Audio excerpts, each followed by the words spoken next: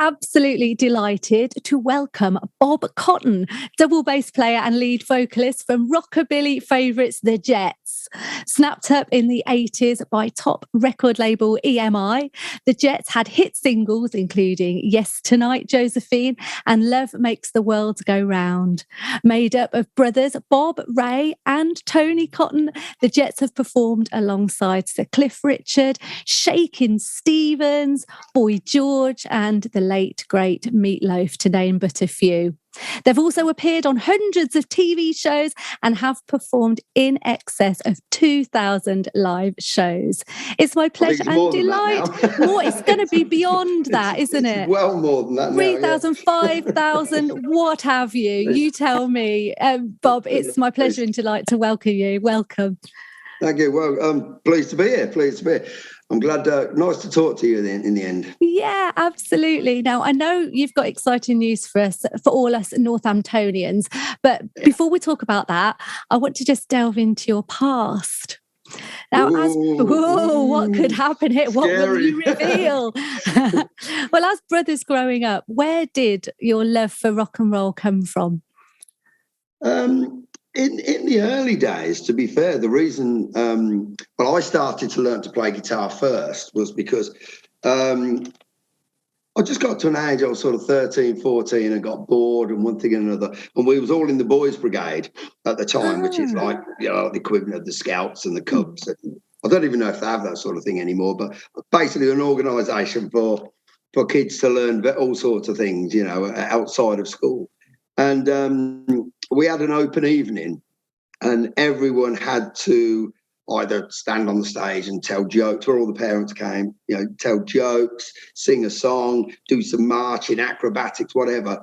Well, we decided because mine and Ray, actually at the time, my brother, as myself and two brothers, but at that particular time, it's just me and my next brother down, Ray.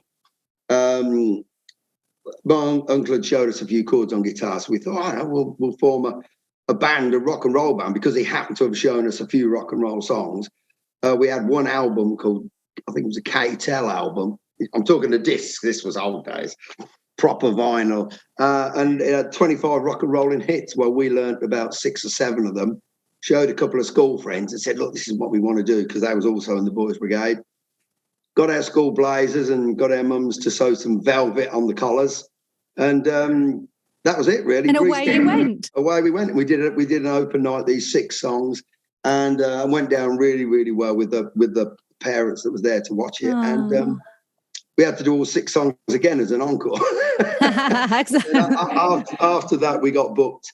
We had various youth clubs and girl guides and all sorts of things asking us to go along and do the same sort of thing at their open evening or a special night or whatever. And then that was the beginning. That's sort of where it all began. And then later on you get signed to a major record label and you get to play on Top of the Pops. I mean, what was all that like? Again, it was one of those things that we never ever tried to go for a record deal. It's just that we built up a big following around Northampton anyway. And in those days, there was lots of working men's clubs. So a lot of the bands played working men's clubs, which we did. And we built up a big following of rock and roll followers, i.e. Teddy Boys, rockers, and anybody else that was into the 50s style rock and roll. And from there, we started to branch out. I remember some organisers who run an event down in Luton came up, seeing us, booked us down in Luton, and we thought, wow, this is it. We're a proper band. We're travelling. We're on tour. It was only the one gig, but we went to Luton, 30 minutes away, done the gig down there. And down there that night, there was some other DJs from London who were connected with the record company. And they just said, wow, we've got, a young band. And at the time, it was myself, my brother Ray. Originally, it was called Brad, which is a bit strange. We later changed the name because everybody thought we was from Bradford. Yeah. It was the initials of the initials of our names. So it was Bob, Ray, Andy, and Dave, making Brad.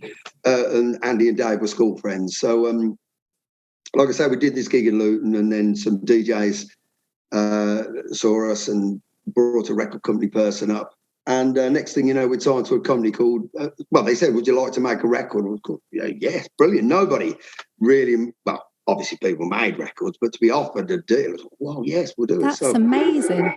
We was offered we actually did ended up doing more than 4 tracks, but 2 record deal with a company called Soho Records. And in the time, the only other act they'd gone on there was a punk band. I won't say what that was called because it's a bit... Not for radio.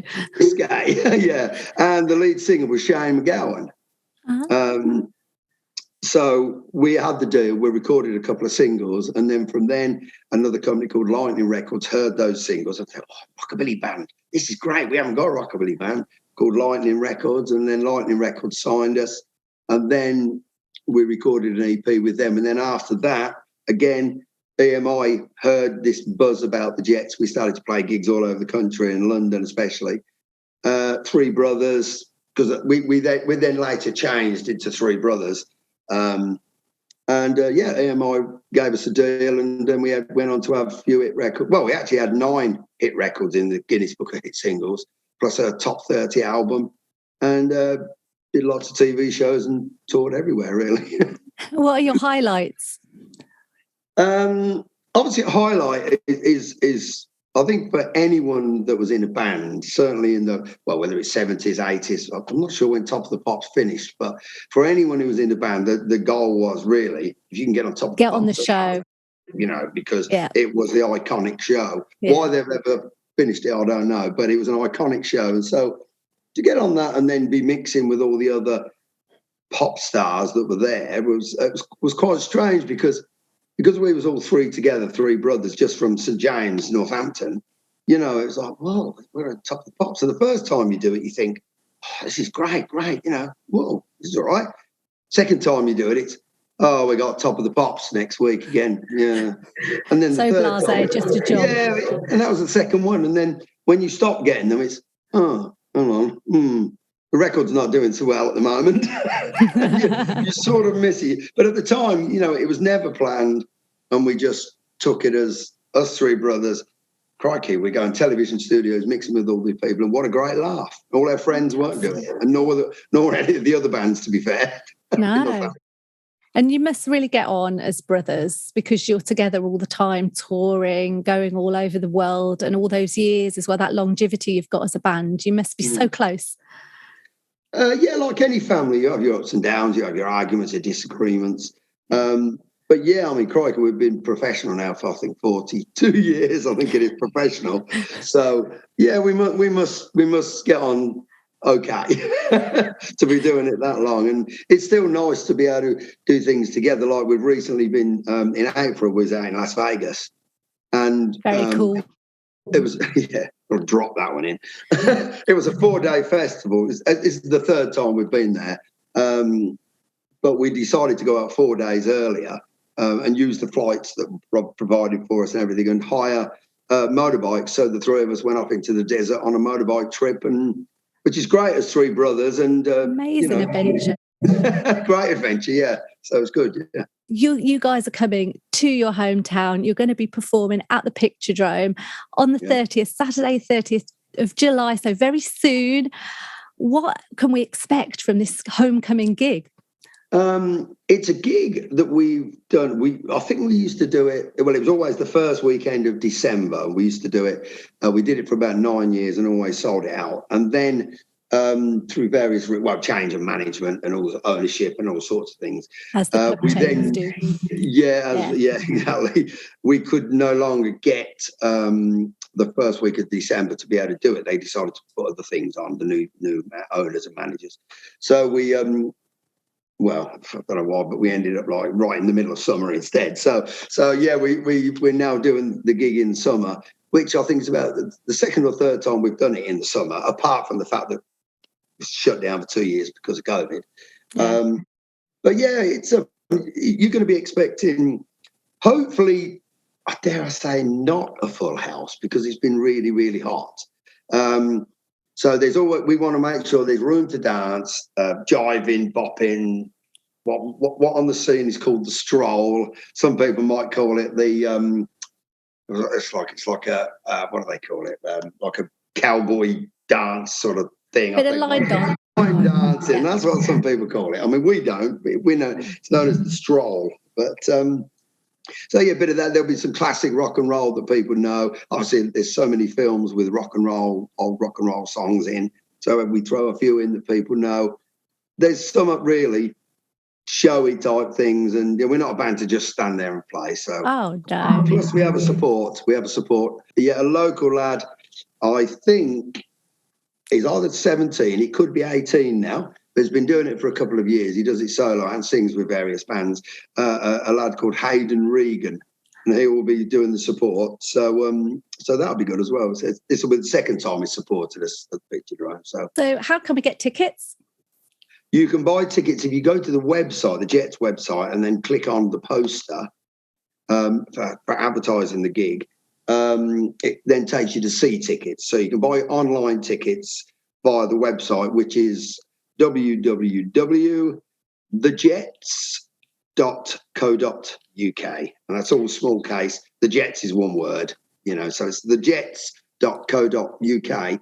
Or if you're old school like me and still prefer cash, then you can go to the venue, which is the Picture Drome, and it's 222 Wellingborough Road, opposite the Racecourse Pavilion, basically. It's on the Ketchin Road, I think, isn't it? Did I say? I said Wellingborough, sorry. I should know. I've lived here all my life. Don't send them to the wrong place. Yeah, you lived here all your life. No, it's 222 Kettering Road, opposite the Racecourse Pavilion, and you can buy cash tickets there. Across the bar, they have some tickets there for sale. So if there's some left on the door, then we'll be selling on the door. But it just depends, whether there is. That's unlikely, isn't it? It's unlikely. You need to get them in advance, get them while you can. And there are various different ways that we can connect with you, isn't there? We can sign up for a newsletter on your website for information. Yeah, there's information on the website. Yeah, you can go on there. You can see the tour dates. Or we've got various Facebook pages. We're on Instagram. I think on Instagram it's Robert Cotton, the Jets, and it's also Robert Cotton in brackets, the Jets on Facebook. Plus it's also the Jets on Facebook. And there's another one saying, no, what is it? I'll get this wrong. I think it's the Jets Rock and Roll Rockabilly Official Fan Club or something like that. But brilliant. If you search it, you will find it. Like there's a fan. Is that the fan group on Facebook? Yeah, that's the fan group. Yeah, someone else actually set that up. Yeah. And then passed it over to us. So you've got over 8,000 members on that site. I don't know. You tell me. Yeah, I don't know what we've got. So that's a really nice way to connect all fans together.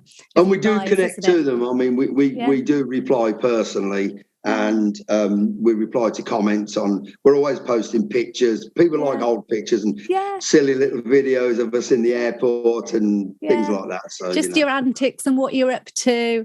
Exactly. And the band of brothers. That's fantastic. Well, Northampton's very own Bob Cotton from the Jets. So that's your performance on Saturday the 30th of July at the Picture Drome on the Ketchin Road in town. Tickets £12 in advance from the venue and your website. And that all kicks off at 8 o'clock, and it will be a sensational show. You boys never fail to deliver, do you?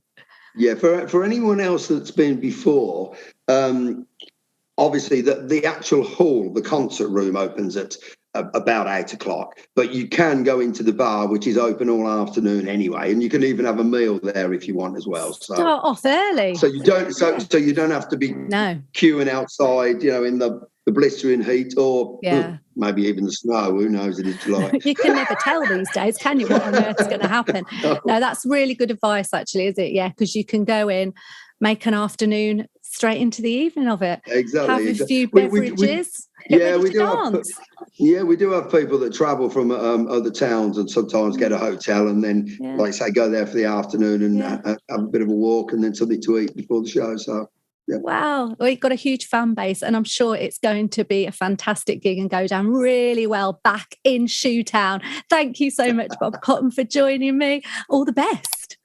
Yeah, no, thank you for having us, Claire. Lovely.